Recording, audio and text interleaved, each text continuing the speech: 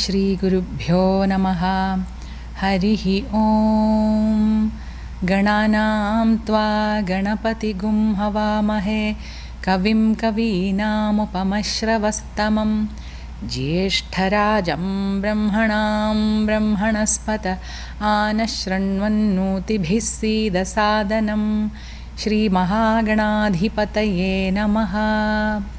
Sadashivasamarambham Shankaracharya Madhyamam Asmadacharya Patyantam Vande Guru Paramparam.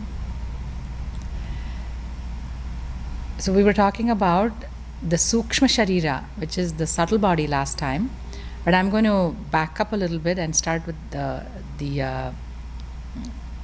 actually not Sukshma. I don't know. Okay, it's not the Sukshma Sharira. We were talking about the Swapna Avastha, the dream state last time. I'm going to back up a little bit. I'm going to start with Jagrad Avastha, which is the waking state, because there are a few more things that I wanted to discuss in that topic. Okay, so the reason I was getting mixed up with the Sharira and Avastha is because my teacher connects them. So the again we'll talk about it when we come to the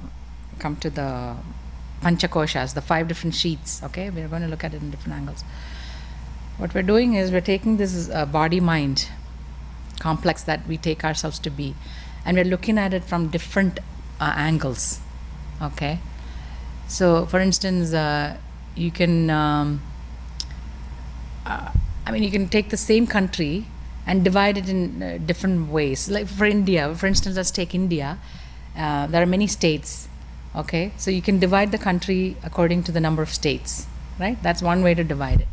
Another way to divide it would be by the languages that are spoken. Okay, it may not be exactly the same because more than one state may be speaking the same language, right? So that's a different kind of division. And then we can just divide it as North India and South India. That also we can do, right? So there are many ways that you can divide the same thing and look at it from different angles. So what we're doing here is something similar. So we're looking at this from the point of view of the number of bodies that are there. And we saw that there were 3 bodies, right? And now what we're doing is we're looking at the same thing from the 3 states of experience. Okay? And it kind of corresponds to the 3 bodies also. Because in waking state, we're identified with this physical body, right? And in dream state, we're identified with the Sukshma Sharira, the subtle body. The subtle body is what we're identified with in dream. Because in the whole dream world is the subtle body appearing as the whole dream world, right? And the experiencer is also the dream projection. It is the Sukshma Sharira projecting it, right?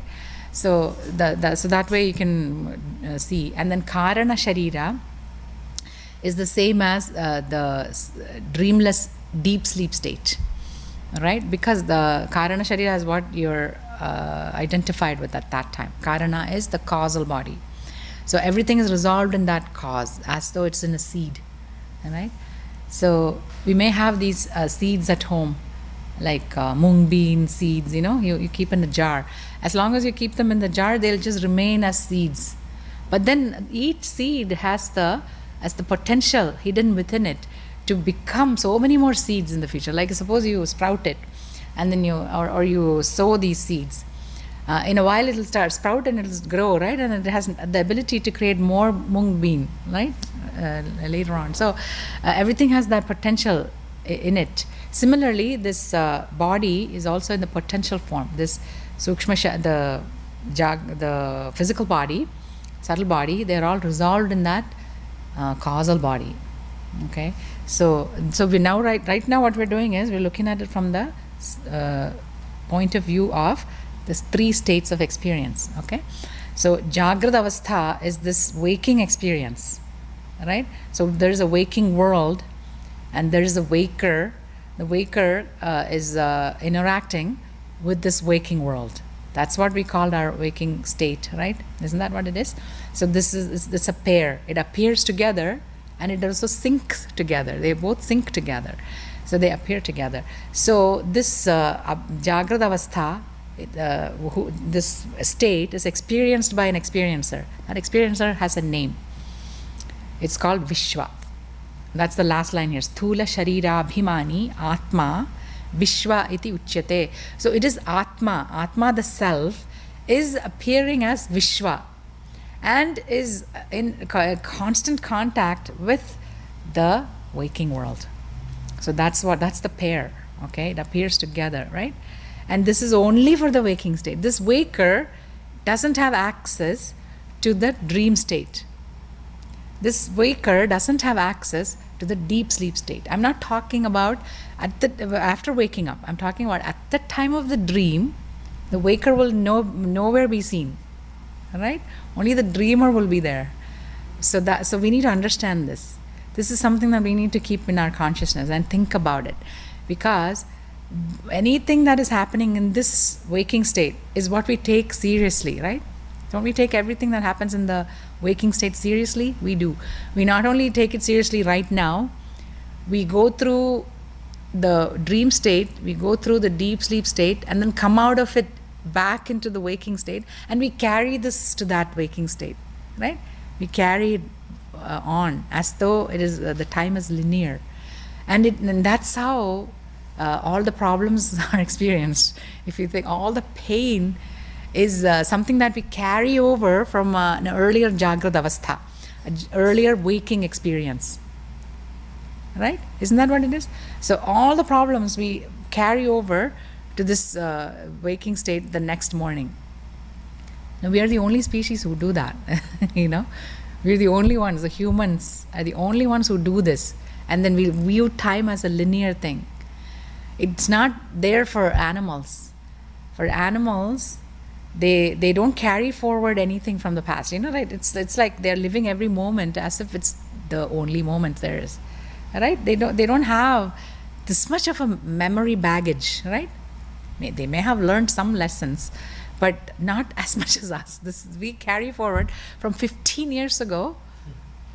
Something that had happened to us will still be in our memory, right? And then we'll be suffering from it. But if you analyze it, that memory is not exactly what happened in those, in 15 years ago. It's not that. It must have gone through changes, because in this creation, everything is changing. There's nothing that is staying the same. Everything is changing. It is every single thing is good. There's nothing that is not changing. It is in constant flux. So our memory also changes, but we think that we remember it exactly the same way, and because of that we suffer.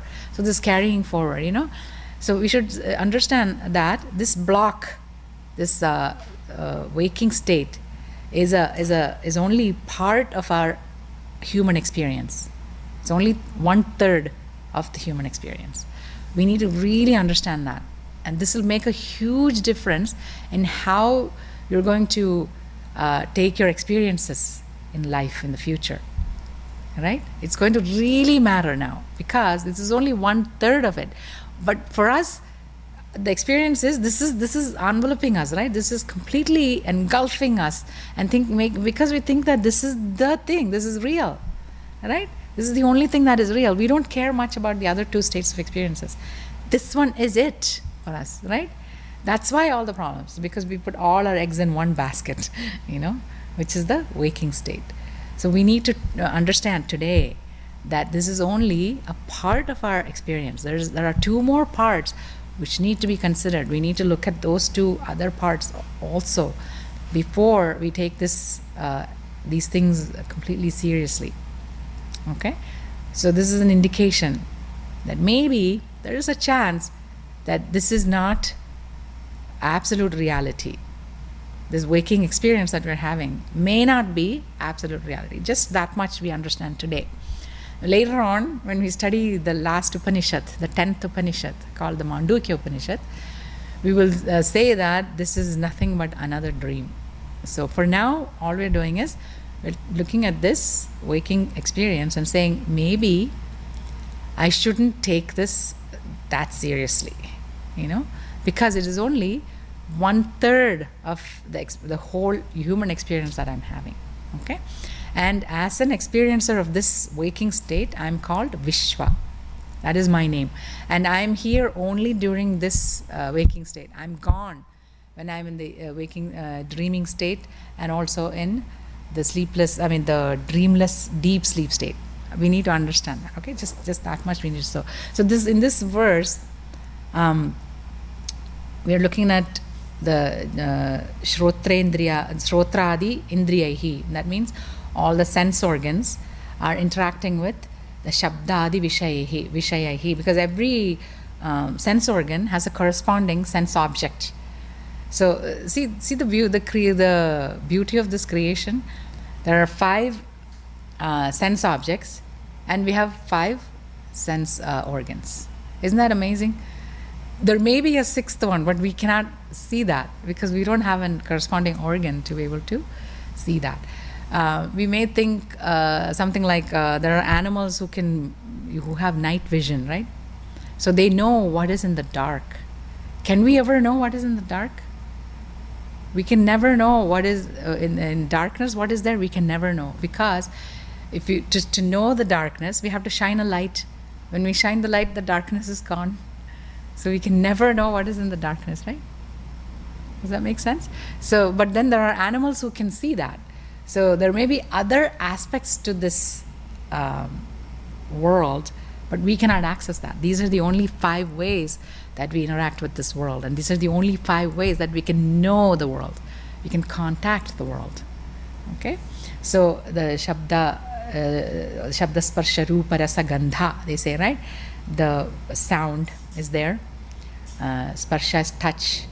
So there are things in this creation that you can touch. Things in this creation you can hear, taste, all of those things, right?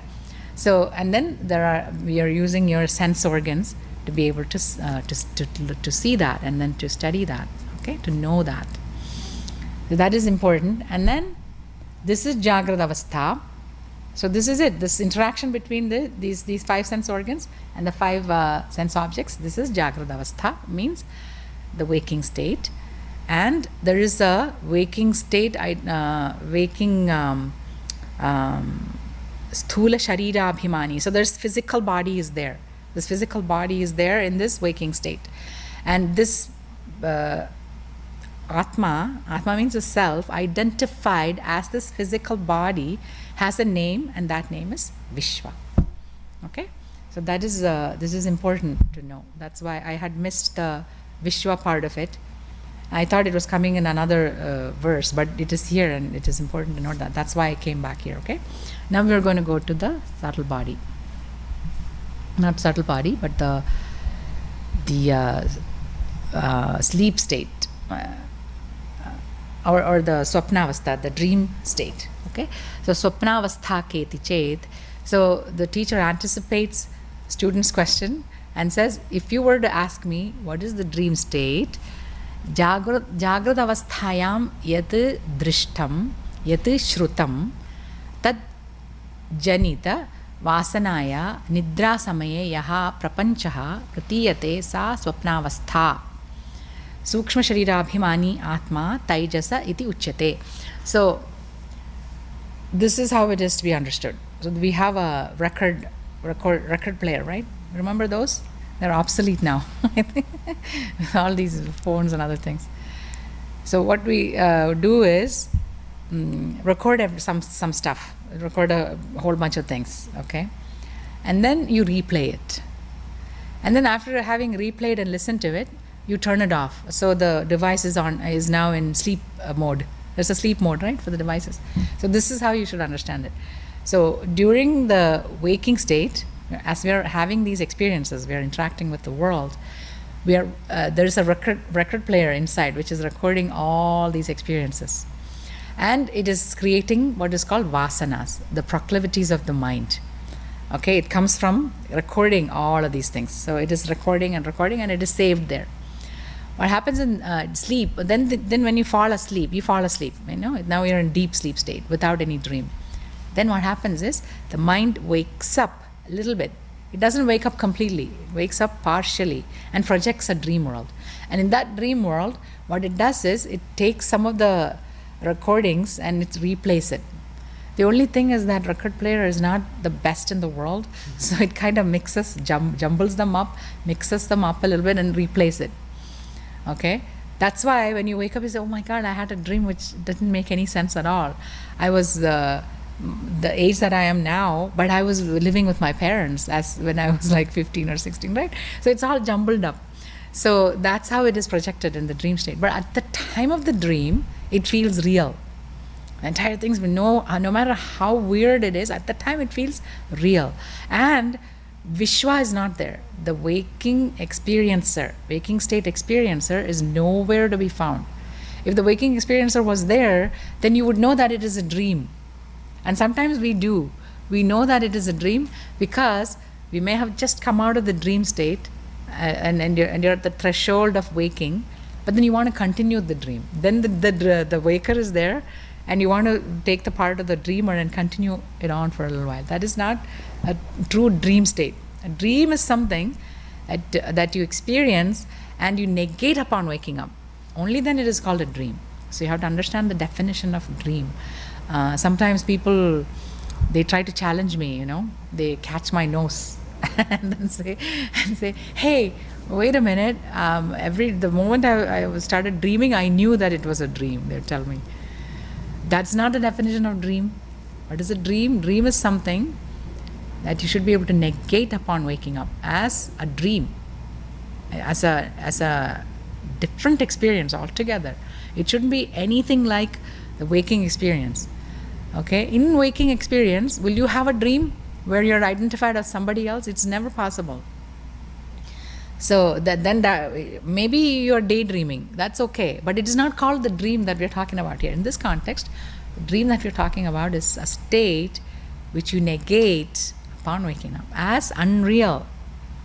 We don't take anything seriously. Suppose you win a lottery in your dream. You're not going to get dressed in the morning and go to the bank to deposit that check. Right? That's what I'm talking about. So there are people who analyze dreams and they say, oh, you dreamt this way because it's something else. It may be an extrasensory perception. People may have that extrasensory perception. Well, they have this feeling that something is going to happen in the future, and it actually happens, So that is a different, I think there are psychological studies done in that department. I'm not familiar with that, but I'm not discounting that. It may be there. I'm just leaving it there. But what we're talking about is a dream state where you fall asleep. So the waking state is no more when you're in deep sleep state, and then you wake up into a state where you project a whole new world and you experience it. Okay, that's what it is. So what he's saying here is, during the wake state, whatever you heard, whatever you experienced, that is kind of replayed. It's called, when it's recorded, it is called vasana. Any experience that you have in the waking state, the recorded part of that is called the vasana. Vasana literally means smell. That is the literal meaning of that Sanskrit word. But in this case, it is the memory of an experience. And then you may have recorded it as a good experience or a bad experience. All of that is vasana. So if you have recorded it as a good experience, then you want to repeat that. That's why it is there. And so in the waking state. So the recording is done in the waking state, and it is replayed in the waking state. This is when you go after the worldly objects to recreate that same experience that you had some time ago, maybe in early childhood or whatever, But then that vasana also projects this world in the middle of your deep sleep state. That is called the swapnavastha, which is the dream state. Okay? And so in that dream state, the whole dream experience is there, and the experiencer is also there, very different, entirely different from the waking state experiencer. So this is a new experiencer, right? It is an entirely different experiencer, have no connection with the waking experiencer. And that experiencer is called Taijasa. Okay, that is the last word. Sukshma Sharira Abhimani Atma. It is the Atma. Atma is now identified as this dream experiencer. Okay, and that Atma, this is the lower self, the small self, is called Taijasa. Okay, so it is not just, you're not just the waker. You're not just the waker, you're also the dreamer. At the time of the dream, you're the dreamer. You're identified with the dreamer. That's why the dream world appears so real. If you are scared of something in the dream that you projected yourself, that feeling is very real. You wake up with sweat all over your body because you were so scared, right? These are nightmares. And then you can, the good thing is you negate it. You're safe now. The moment you come out of that nightmare, you're safe now. So, because that dream was not real at all. It didn't have even a tiny bit of reality in it. It was just some experiences that was recorded during the waking experience and is replayed without a proper sequence. It is jumbled up, and that's how it was replayed and projected. And so we don't take it seriously. We just reject it, and we are happy that we have woken up from it. Or if it was a good dream, we're sad that we woke up from it because we wanted to continue that a little while longer, So that is called the dream state, and the dream experiencer is called Taijasa. Very important to understand. So this is also part of our experience. We need to examine that. Okay, I'm not saying we should give reality to that. It is exactly the opposite. We need to give the same weightage for all three states of experience. That's all I'm saying, okay? So there's a waking experience, a waking experiencer, there's a dream experience, and there's a dream experiencer, all right? So there are other differences. In waking state, you have the physical body and all the sense organs, right? There's the physical body, the sense organs, and the mind, all functioning, fully functioning in waking state. That's why we call I'm awake, right? That's why we say I'm awake in waking state. But in the dream state, the subtle body is in the form of the body, the dream body. It is in the form of all the sense organs, and it is also in the form of the mind. And it is also projecting the entire dream world. It is everything. It is the subtle body appearing as everything, all the step of the way, every step of the way, right? It is the subtle body all the way. There's no physical body involved. Physical body is not at all involved. The waker is not involved. Everything is coming from the subtle body. Okay? So this is the subtle body in full blown effect right there. The entire world is the subtle body. The experiencer is the subtle body. The world is everything is the subtle mind, sense organs. Everything is the subtle body. Okay, so that is another part of our experience. We need to look at that. We need to examine that. We should stay with it. Okay, then let's go to the next verse.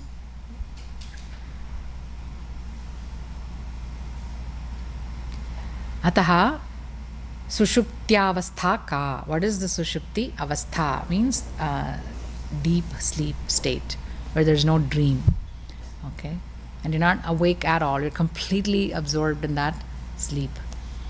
Aham kimapi na janami sukhena maya nidranubhuyata iti sushuptyavastha. Karana sharirabhimani atma prajna iti uchyate. Okay, so what is this? Aham kimapi na janami. I didn't know anything. Okay, I didn't know anything. And I enjoyed my deep sleep state. I really enjoyed. Okay, so these are both in past tense, right? I didn't know anything. I enjoyed my deep sleep state. Nidra. Nidra is that deep sleep where there is no experience whatsoever. You're completely asleep. And I enjoyed it. Anubhuya. I experienced this. Sukhena is important. Happily I enjoy it. It's that happiness is experienced. Okay? But you cannot experience it as the present thing. You can only remember it later on. This is called the sushupti avastha. means the deep sleep state. Okay, is that clear? That's pretty easy, right? Everybody. So again, sometimes people challenge me and say, wait a minute, I cannot experience this deep sleep state. I can't, there's no proof that there is a deep sleep state. They say that. They challenge me like that. How can you prove that there's a deep sleep state? Because it's not in my experience. So then my question would be, did you have a sleepless night?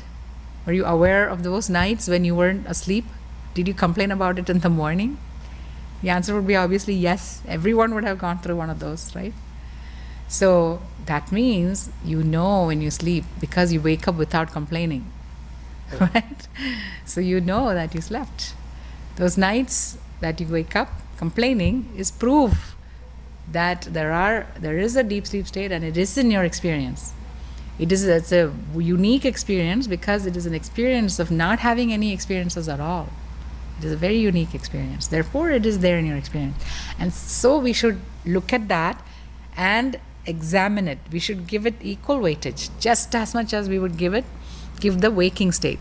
So now it's not skewed to this waking state, right? That is the problem. See, when we experience sukha in deep sleep, is the mind there? The mind is completely resolved. It is completely resolved, right? We should note this point. Very important point. The mind is not there. And the other thing that is not there is divisions. You're not experiencing any kind of divisions between you and other people, you and the world, you and God. No division is experienced in deep sleep. This is to be very, very carefully noted. Okay? So, what is the conclusion? What is the corollary? That when you wake up, the mind wakes up. The mind is the culprit. Mind is the culprit for all of our problems, right? Mind is the culprit. Second thing is, we also experience division. The first thing, as see when you're waking up, is division, that I'm here and the world is there in front of me. That is the division that you start experiencing. The first thing you experience is this I am, this existence, right? And then the identification is immediately after that. Identification as Vishwa is coming on exactly at that time, right? And that is what is creating problems for us. So me being different from everything else, and me and my mind. This is the problem, right? So that we need to look at that. We need to examine that. Is it possible to have that same kind of sukha that we experience in the deep sleep? Is it possible to have that in the waking state? That's the question we need to try to entertain in our minds and think about that. So in deep sleep, I'm having this experience of sukha. Sukha means happiness, right? Joy. I happily sleep every night that I manage to fall completely asleep. I am very happy. I don't have any worries. No matter what I was dealing with until the moment I fell asleep, it's gone. Suppose I had a severe headache as I was falling asleep. That headache experience is gone. You don't need to experience it even in deep sleep. All you have to do is manage to go to sleep.